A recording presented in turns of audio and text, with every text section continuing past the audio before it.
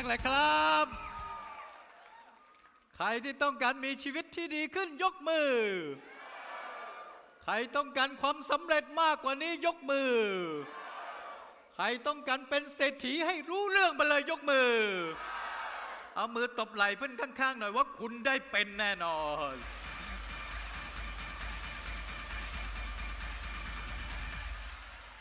วันอาทิตย์วันซึ่งใกล้วันแม่อันเป็นวันสำคัญขนาดนี้แต่ทุกท่านยังอยู่ร่วมกันแบบล้นห้องเลยถือว่าสุดยอดจริงๆปรบมือให้กับหัวใจอันแข็งแกร่งของตัวเองด้วยเมื่อสักครู่จีนุจากไดมอนด์จากเมียนมาลงจากเวทีไปแล้วก็คงเห็นหัวใจที่แข็งแกร่งของผู้หญิงตัวเล็กๆท่ามกลางความไม่พร้อมของประเทศแต่สร้างความสำเร็จได้ยิ่งใหญ่อย่างเหลือเชื่ออยู่ในพื้นที่ที่ไม่สามารถติดต่อทางโทรศัพท์มือถือได้ต้องใช้นกพิราบสื่อสารแต่ก็เป็นไดมอนด์ได้ไม่ธรรมดาปรบมือกับจีนุอีกครั้งหนึ่งนี่เป็นตำนานคนตัวเล็กของเมียนมาที่มาส่งพลังให้กับพวกเราพี่น้องชาวไทยใครจะอาสาเป็นไดมอนด์ผู้ยิ่งใหญ่ไปส่งพลังคืนให้กับเมียนมาบ้างยกมือโอ้สุดยอดจริงๆเลยทุกหัวข้อที่ผมจะแบ่งปันในช่วงท้ายนี้ชื่อว่า From Money to Meaning เราเล่นตัวอักษร M กับ M เนี่ยไม่ใช่ไอศครีมนะครับแต่มันเป็นความหมายบอกว่าก้าวจากเรื่องราวของเงินตราไปสู่เรื่องราวที่มันมีความหมายมากกว่านั้นในฐานะที่เราเป็นมนุษย์เราเป็นสัตว์ประเสริฐที่มีจิตวิญญาณเราจะไม่ใช่คุยเรื่องเงินเรื่องวัตถุต่อไปอีกแล้วเรื่องเงินกับวัตถุถือว่าเป็นผลพลอยได้สำหรับพวกเราชาว Success More เราส่งมอบคุณค่าที่ยิ่งใหญ่สุดท้ายเงินมันก็ไหลมาเองเป็นเรื่องผลพลอยได้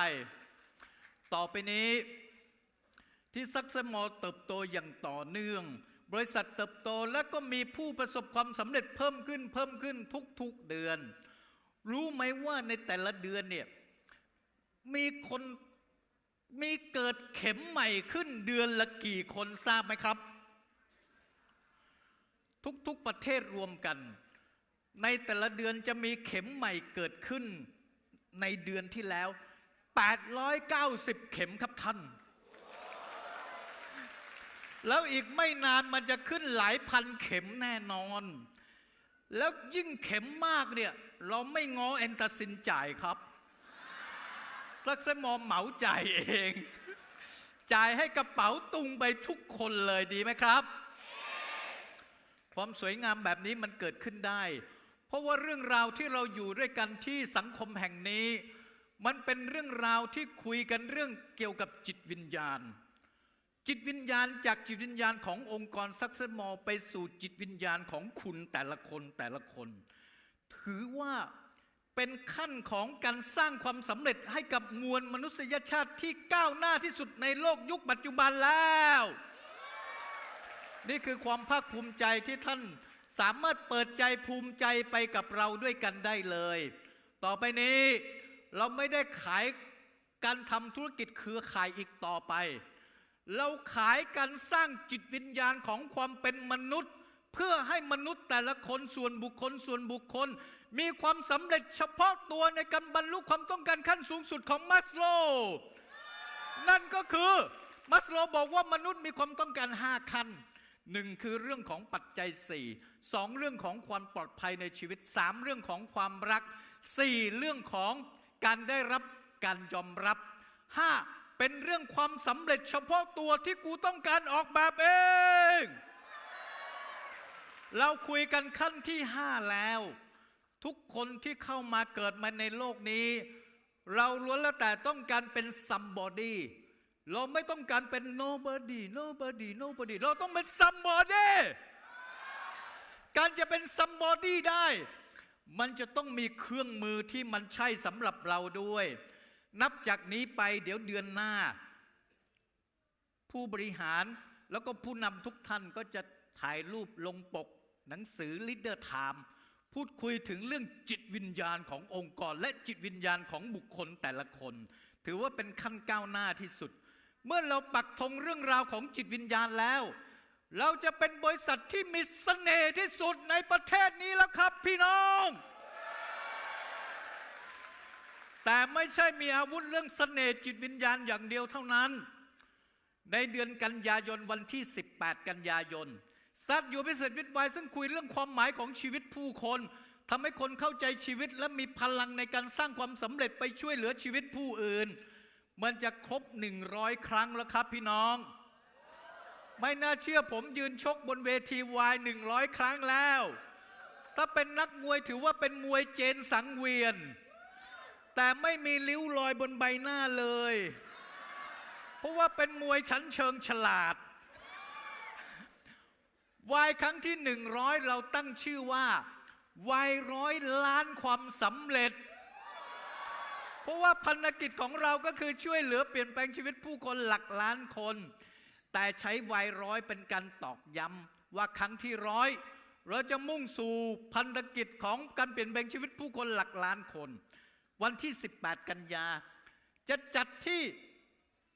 หอประชุมไบเทคบางนาให้มันยิ่งใหญ่ไปเลย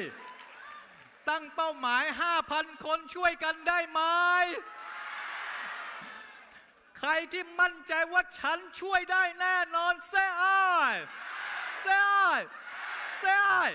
ไฮไฟบอกเพื่อนว่าบรรลุ 5,000 แน่นอน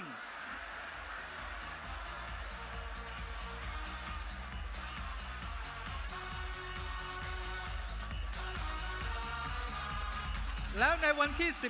18เราจะเชิญสำนักข่าวทุกๆสำนักที่เป็นสำนักมากกว่าสำนักเกี่ยวกับเครือข่ายไม่ว่าจะเป็นสำนักไหนเราก็จะเชิญไปให้มากที่สุดเพื่อสร้างปรากฏการณ์ใหม่ของเวทีพัฒนาศักยภาพมนุษย์ให้กับประเทศชาติ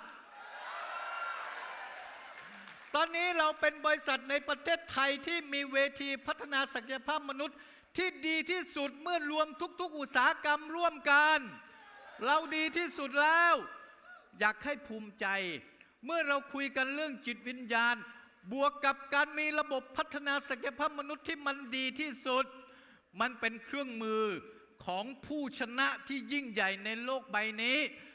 ซึ่งเป็นเครื่องมือที่ทำให้ทุกท่านสามารถดึงดูดคนเข้ามาร่วมอุดมการณ์กับซักเซนมอได้ง่ายนั้นต่อไปนี้เตรียมตัวเป็นเศรษฐีตั้งแต่เนิ่นๆเลยไม่ใช่เดี๋ยวพอรายได้เยอะแล้วกูทำตัวไม่ถูกจะไปเก็บที่ไหนดีจะมาเจรจากับบริษัทขอรับรายได้ครึ่งเดียวได้ไหมบริษัทไม่รับพิจารณาได้แล้วจ่ายให้หมดเลย100%ส่วนจะเอาไปทำบุญที่ไหนเป็นสิทธิ์ของท่านที่จะไปทำบุญต่อสังคมแบบนี้ดีไหมอยากเป็นส่วนหนึ่งส่วนสำคัญของสังคมนี้ไหมครับข่าวดีที่จะแจ้งเมื่อสักครู่คุยกับประธานหมอสิทธิวีบอกว่าตอนนี้กีฬาโอลิมปิกประเทศไทยได้1 เหรียญทองจากยกน้ำหนักหญิงรุ่น48 กิโลนักยกน้ำหนักชื่อโสภิตาธนสารจังหวัดชุมพร แต่มันก็คือเขาก็คือคนไทยนี่แหละเป็นความภาคภูมิใจร่วมกันนี่คือข่าวดีเหรียญทองโอลิมปิกแต่ข่าวดีกว่านั้นก็คือ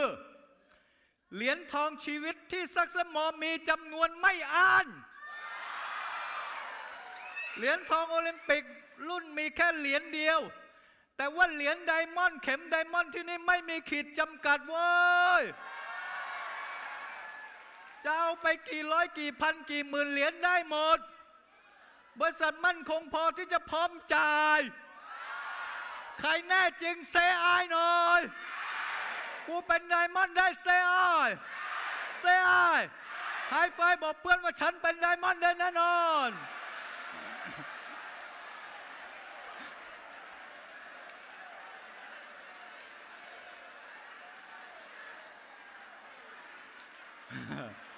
โอ้สุดยอดจริงๆเลย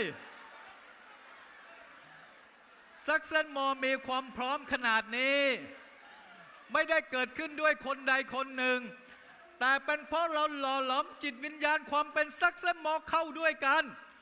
เรามีค่านิยมของคนที่จะประสบความสำเร็จมันคือค่านิยมนี้ค่านิยมคนสำเร็จก็คือกูไม่ยอมอุปสรรคใดๆทั้งสิ้นเว้ยอุปสรรคมาขวางกูเอากำแพงพาดและปีนผ่านไปเลยกูไม่โง่ที่จะวิ่งเอาหัวโมงกำแพงนะเว้ย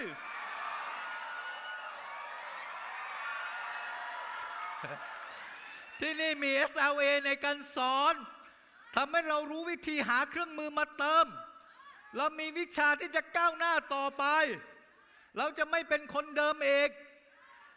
ที่มันดีแบบนี้เริ่มต้นจากผมมีหุ้นส่วนธุรกิจที่สุดยอดมากเลยหุ้นส่วนธุรกิจที่สุดยอดมากคนนี้คือประธานหมอสุทธวีปรบมือให้ด้วย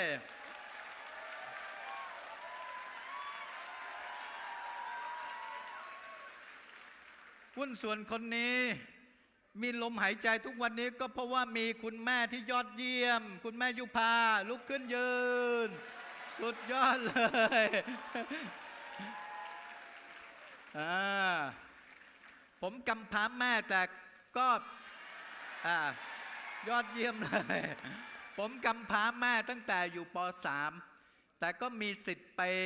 เรียกคุณแม่ยุพาว่าเป็นแม่อยู่จนกระทั่งเติบโตทุกวันนี้ก็ยังเรียกแม่อยู่นะครับก็ขอให้สุขสันต์วันแม่ด้วยนะครับ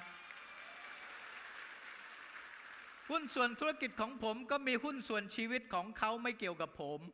ซึ่งสนับสนุนให้กำลังใจตลอดมาคุณแดงแล้วก็หุ้นส่วนธุรกิจร่วมรบกันมาก็คุณป้อคุณน้องทรงพลังอย่างดีทีมบริหารของผมคุณจิ๊บแล้วก็คุณยอดนะครับปรบมือให้รวมถึงหุ้นส่วนทางธุรกิจที่เป็นผู้นำระดับDiamond and Up ทุกคนลุกขึ้นยืนให้เพื่อนๆปรบมือในการเป็นต้นแบบของความสำเร็จด้วยครับ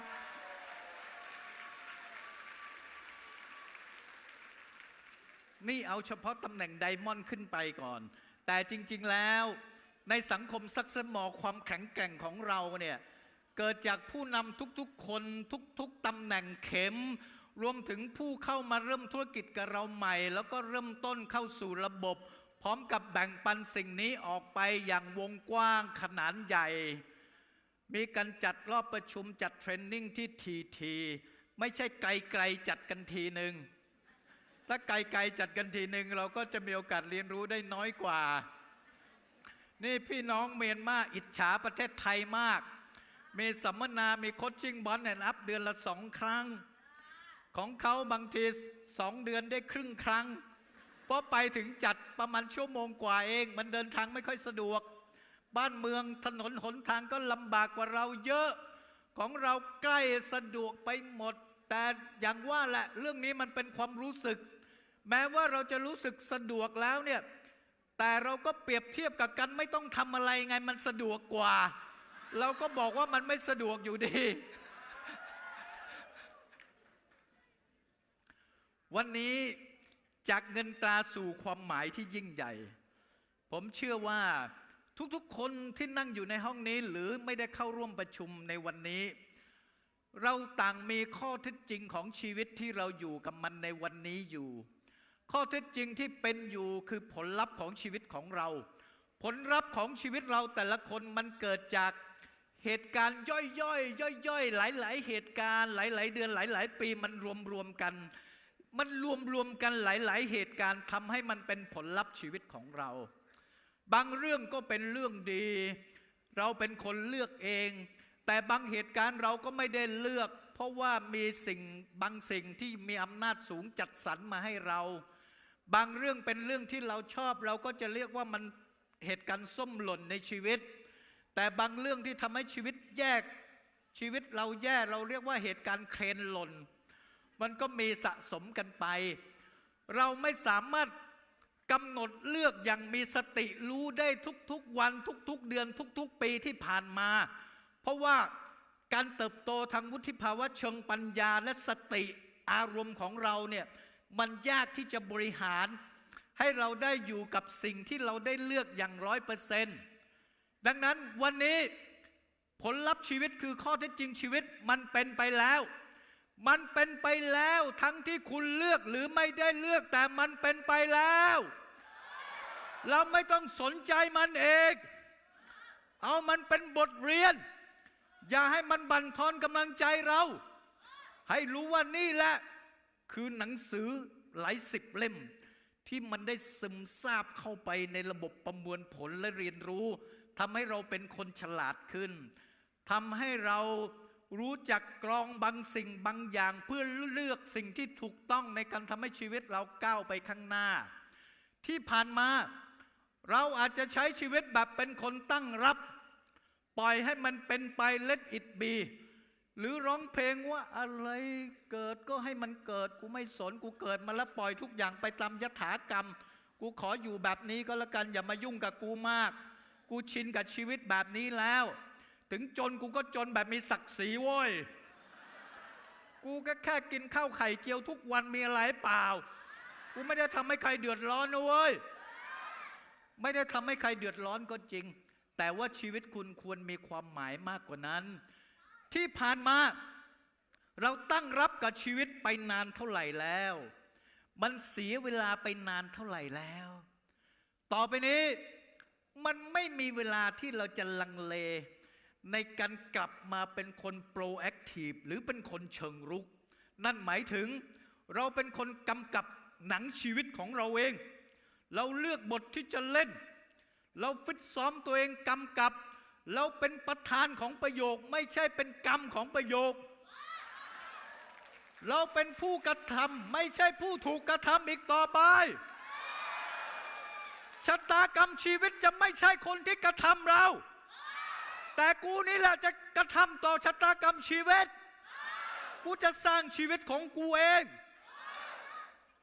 แล้วคุณมีพลังอำนาจพอที่จะสร้างมันให้เกิดขึ้นอย่างแท้จริงชีวิตของคุณถ้าคุณเอาจริงและเข้าใจมันอย่างถูกต้องจดจ่อและสนใจเพ่งเอาจริงกับมันในการเปลี่ยนชีวิตนับจากนี้ไม่เกินปีครึ่งชีวิตเปลี่ยนแน่นอน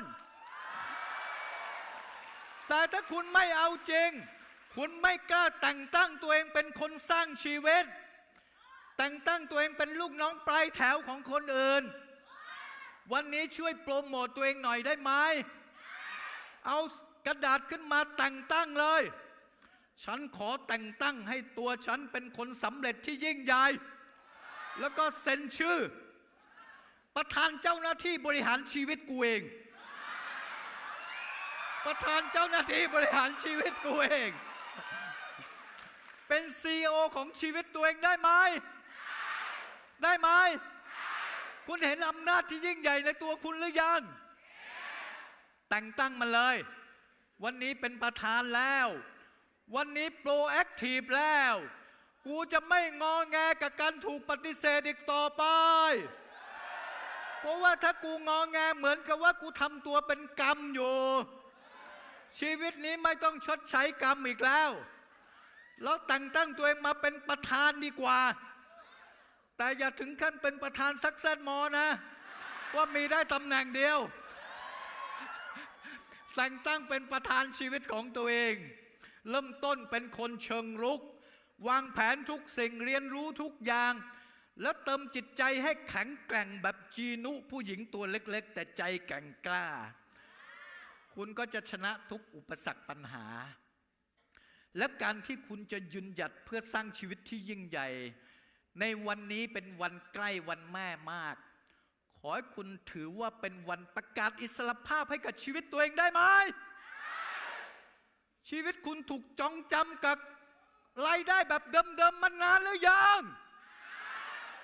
จองจำกับความสามารถในการใช้ชีวิตแบบเดิมๆมานานหรือยังจองจำกับเมนูที่กูไม่กล้าสั่งมานานหรือยังจองจำกับบัตรเครดิตที่มันเรียกเก็บหนี้มานานหรือยังวันนี้กูขอประกาศอิสรภาพเว้ยว่ากูจะขอเป็นคนสร้างชีวิตให้ยิ่งใหญ่นับจากนี้อีก1 ปี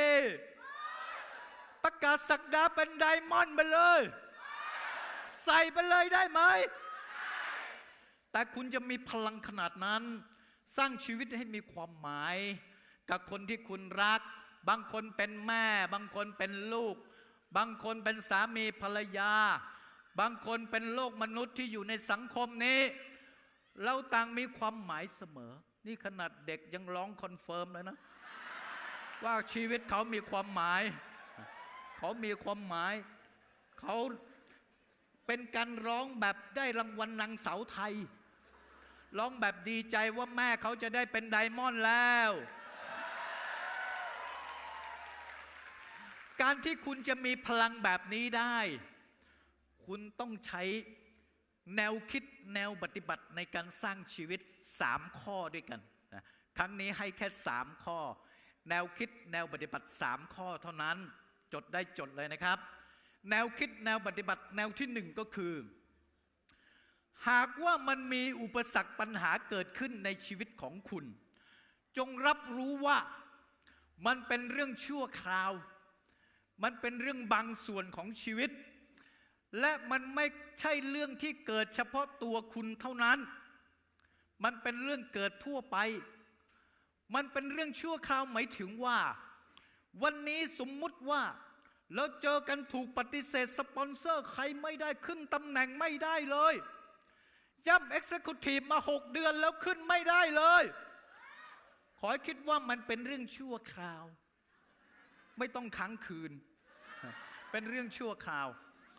วันนี้6 เดือนแล้วขึ้นแพลทินัมไม่ได้เลยย่ำโกมานานแล้วเว้ย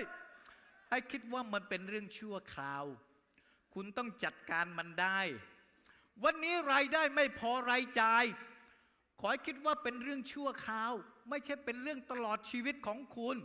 ถ้าคุณคิดว่ารายได้ไม่พอรายจ่ายเป็นเรื่องตลอดชีวิตคุณก็จะไม่มีความเชื่อที่จะสู้กับมันอีกเลยมันเป็นเรื่องชั่วคราวยังไม่สำเร็จในธุรกิจซักเซมอมมันเป็นเรื่องชั่วคราวไม่ใช่เรื่องถาวรมันเป็นเรื่องบางส่วนเกิดปัญหาหนึ่งขึ้นกับชีวิตของคุณมันไม่ได้เกิดทั้งหมดของชีวิตคุณมันไม่ได้ครอบคลุมไปทั้งหมดเจอคนปฏิเสธมันไม่ได้ครอบคลุมชีวิตทั้งหมดของคุณมันเป็นแค่บางส่วนคือส่วนของการถูกปฏิเสธเท่านั้นแต่คุณสามารถเอาสมาธิเอาพลังไปพัฒนาตนแล้วทำให้ตัวเก่งขึ้นเพื่อเอาชนะอุปสรรคปัญหาได้ง่ายขึ้นเอาชนะได้มากขึ้นในที่สุดมันก็จะช่วยเติมเต็มทำให้ชีวิตคุณประสบความสำเร็จมันไม่ใช่เรื่องเฉพาะตัวของคุณในโลกนี้ไม่มีเรื่องไหนเป็นเรื่องส่วนตัวไม่มีเรื่องไหนเป็นเรื่องส่วนตัวทุกๆเหตุการณ์ที่เกิดขึ้นกับชีวิตของคุณมันไม่ใช่เกิดเฉพาะคุณเท่านั้นคุณถูกปฏิเสธไดมอนด์ก็ถูกปฏิเสธเหมือนกันมันเป็นเรื่องทั่วไปที่เกิดได้กับทุกคนการปฏิเสธมันเป็นข้อเท็จจริงที่อยู่ในโลกนี้อยู่แล้วอยู่ที่ว่าใครเดินไปอยู่ในวิถีการถูกปฏิเสธแค่นั้นเองเมื่อคุณไปอยู่ในวิถีการถูกปฏิเสธคุณก็ต้องเฉยๆกับมันเพราะมันไม่ใช่เรื่องเฉพาะตัวต้องตีความหมายให้ถูกว่าการปฏิเสธเป็นธรรมชาติที่จะทำให้คุณพัฒนาตนและก้าวต่อไปเอาชนะมันเป็นเรื่องที่เกิดทั่วไปกับทุกคนจงยิ้มรับมันแล้วก็เอาชนะมันคุณก็จะก้าวสู่ความยิ่งใหญ่ได้นี่คือแนวคิดหลักปฏิบัติที่1นะครับแนวคิดหลักปฏิบัติที่2ก็คือเมื่อไหร่ที่เจอเรื่องราวเกี่ยวกับอุปสรรคปัญหาเรื่องราวในชีวิตมันไม่เป็นบวกไม่ส่งเสริมพลังคุณขอให้คุณมองหา2 พลังแฝดอย่างถูกต้องให้เจอเร็วที่สุด2 พลังแฝดก็คืออะไรมันคือความพึงพอใจและอะไรคือความเจ็บปวดในชีวิตของคุณหามันให้เจอทำธุรกิจนี้มันยากเว้ยกูสู้อยู่2 เดือนละยังไม่ได้เข็มสักทีถ้าคุณมองหาความเจ็บปวดทันทีเลยว่าโอ้โหมันเจ็บปวดกู2 เดือนกูออกจากบ้านทุกวันมันไม่สำเร็จมันเจ็บปวดกูหนีดีกว่าแล้วหนีไปเจออะไรหนีดีกว่าแล้วหนีไปเจออะไรมันดีกว่าจริงหรือเปล่าไปเจอรายได้ที่เจ้านายกดต่ำๆแบบเดิมไหมไปเจอสภาวะหนี้นอกระบบที่ตามคุณอยู่หรือเปล่าไปเจอสภาวะครู ครูทวงค่าเทอมลูกของคุณอยู่หรือเปล่าไปเจอสภาวะที่ลูกอยากซื้อของเล่นแล้วคุณไม่สามารถซื้อให้หรือเปล่าเจอสภาวะที่ลูกอยากไปเรียนเมืองนอกแล้วคุณส่งไปไม่ได้หรือเปล่านี่คือสภาวะที่มันเจ็บปวดกว่าคุณต้องตีความหมายเรื่องราวพวกนี้มันเป็นเรื่องที่เจ็บปวดกว่าความเหนื่อยโว้ยเจ็บปวดกว่าการนั่งในห้องเรียนนะโว้ยเจ็บปวดกว่าการขับรถแล้วฟังซีดีนะโว้ยเจ็บปวดกว่าการยืนสอนคนบนเวทีนะโว้ยคุณต้องมองสิ่งที่มันจำกัดชีวิตของคุณจำกัดคุณภาพชีวิตของคุณมันเป็นความเจ็บปวดที่คุณบอกตัวเองว่ากูพอกันทีกับมึงแล้วกูต้องวิ่งหนีมึงให้ได้ด้วยการไปหาความเจ็บปวดระยะสั้นๆเอาจริงเอาจังกับการอัปเกรดตัวเองเติมพลังให้กับตัวเองแล้วตั้งใจในการส่งมอบคุณค่าคนไม่เข้าใจคุณค่าไม่เป็นไรเขาปฏิเสธเราวันนี้ไม่ได้หมายถึงปฏิเสธตลอดชีวิตปฏิเสธเดือนนี้อาจจะเอากับคุณอีก2 เดือนข้างหน้าแต่หน้าที่ของคุณก็คือต้องแสดงตนยืนหยัดว่าเป็นคนเอาจริงนะโว้ยเป็นคนที่เมื่อไหร่ที่คิดถึงความสำเร็จด้านนี้แล้วฝากชีวิตไว้ได้นะโว้ยเพราะเขาเป็นคนเอาจริง3 เดือนที่แล้วกูปฏิเสธแต่3 เดือนผ่านมาทำไมมันเก่งขึ้นเยอะวะไม่น่าเชื่อผิดหูผิดตาไปเลยอย่างนี้กูสมัครกับมันไว้ใจได้แน่นอนกูเอาแล้วเว้ยคุณก็จะเจอคนที่เปลี่ยนความคิดแบบนี้และในที่สุดร่วมกันสร้างความฝันที่ยิ่งใหญ่ไปกับคุณแนวคิดหลักปฏิบัติที่3จงใช้หลักนำพาชีวิตให้ไกลเกินกว่าเรื่องของเงินตราและวัตถุเงินตราและวัตถุมันไม่ได้มีสิ่งที่มีความหมายในแง่ของสปิริตในแง่ของจิตวิญญาณมนุษย์ดังนั้นต่อไปนี้ที่ซักเซมอเราจะมีค่านิยมที่ไม่ได้มุ่งเน้นเรื่องของการสร้างเงินตราแล้วก็วัตถุนิยมแต่เรามุ่งเน้นคุณค่าความหมายในส่วนของการช่วยเหลือเปลี่ยนแปลงชีวิตผู้คนการทำตัวเองให้มีคุณค่าในแง่ของการเกิดมาแล้วต้องเป็นคนประสบความสำเร็จคุณค่าค่านิยมในแง่ของการเกิดมาแล้วต้องการเป็นคนประสบความสำเร็จเราต้องส่งมอบบุคลิกภาพนี้ออกไปส่งมอบแววตานี้ออกไปส่งมอบการกระทำนี้ออกไปส่งมอบภาษานี้ออกไปค่านิยมของเราก็คือการทำชีวิตให้ประสบความสำเร็จเมื่อพวกเราเป็นตัวแทนของค่านิยมซึ่งเริ่มต้นจากชื่อ Success More ชื่อก็บอกอยู่แล้วว่าสำเร็จมากกว่ามันเป็นค่านิยมความสำเร็จและทุกคนก็มีค่านิยมแบบนี้ให้ตัวตนของเราเป็นคนแอคทีฟมุ่งมั่นเอาจริงขยันเรียนรู้และทำจริงพูดสิ่งที่เป็นจริงในการเปลี่ยนแปลงชีวิตไม่หลอกลวงใครทำอย่างสมเหตุสมผลบวกกับมีแรงกระตุ้นทางรางวัลชีวิตจิตใจภายใต้ภารกิจช่วยเหลือเปลี่ยนแปลงชีวิตผู้คนคุณต้องออกไปในอารมณ์นี้เมื่อคุณออกไปอารมณ์นี้คุณชัดเจนแปลว่าคุณเริ่มมีแบรนด์ของคนที่ต้องการความสำเร็จในชีวิตแล้วคุณคิดว่าคนอื่นที่ไม่ได้อยู่ในสังคมซักเซมอในปัจจุบันนี้เขาต้องการความสำเร็จในชีวิตไหมครับเขาอยากมีแบรนด์ของคนสำเร็จในชีวิตไหมครับทุกคนอยากมีแบรนด์ของคนสำเร็จในชีวิตต่อไปพอเขาคิดถึงความสำเร็จเขาจะคิดถึงใครเขาคิดถึงซักเซมอคิดถึงคนของซักเซมอในที่สุดคุณก็เหนี่ยวนำเขาเข้ามาสร้างความสำเร็จได้มากขึ้นที่ซักเซมอเติบโตมีคนสำเร็จมากมายเสน่ห์ไม่ได้อยู่ที่เฉพาะการเติบโตเท่านั้นแต่เสน่ห์ของมันก็คือซักเซมอเป็นเวทีแสดงที่ทำให้ทุกคนสามารถโชว์ฟอร์มแบบสุดยอดแบบได้รางวัลสุดยอดในชีวิตทุกๆกลุ่มนะโดยเฉพาะ3 กลุ่มต่อไปนี้คนที่ประสบความสำเร็จในซักเซมอกลุ่มแรกก็คือคนที่เป็นผู้นำจากธุรกิจเครือข่ายอื่นมาก่อนที่ซักเซมอเปิดและกลุ่มคนเหล่านี้ไม่สามารถไปต่อกับบริษัทเก่าที่เขาเคยสร้างความสำเร็จมาได้แล้วมาร่วมธุรกิจกับซักเซมอทุกวันนี้กลุ่มคนเหล่านี้มีรายได้มากกว่าสมัยก่อนที่เขาได้สูงสุดอยู่ประมาณ 5-10 เท่าด้วยกันนี่คือกลุ่มที่1เป็นความสวยงามกลุ่มที่2ก็คือคนที่ประสบความสำเร็จในซักเซสมอกลุ่มที่2เป็นคนที่ไม่เคยประสบความสำเร็จในธุรกิจเครือข่ายในอดีตมาก่อนเลย โนเนมไม่มีใครรู้จักทำไรได้ไม่ได้ในธุรกิจเครือข่ายอื่นๆที่ผ่านมาแต่มาที่ Success More สามารถมีรายได้หลายหมื่นและหลายแสนที่นี่ได้กลุ่มที่3ก็คือกลุ่มที่ไม่เคยรู้จักธุรกิจเครือข่ายมาก่อนในชีวิตแล้วมาเปิดบริษัทธุรกิจเครือข่ายกับ Success More จนทุกวันนี้เป็นไดมอนด์ไปหลายรหัสแล้วมันไม่ธรรมดาเมื่อที่ผมพูดคนสำเร็จที่ Success More มี3กลุ่มด้วยกันก็แปลว่าทุกๆคนที่ต้องการเปลี่ยนชีวิตสามารถเป็นคนสำเร็จคนต่อไปที่ Success More ได้อย่างแน่นอนคุณมองเห็นภาพนี้ไหมครับคุณมีอารมณ์ความเชื่อมั่นเพิ่มขึ้นไหมครับว่าคนสำเร็จคนต่อไปคือกูแน่นอนใครคิดว่าคนสำเร็จคนต่อไปคือกูแน่นอนเซ่เซ่เซ่ไฮไฟว์บอกเพื่อนว่าฉันสำเร็จแน่นอน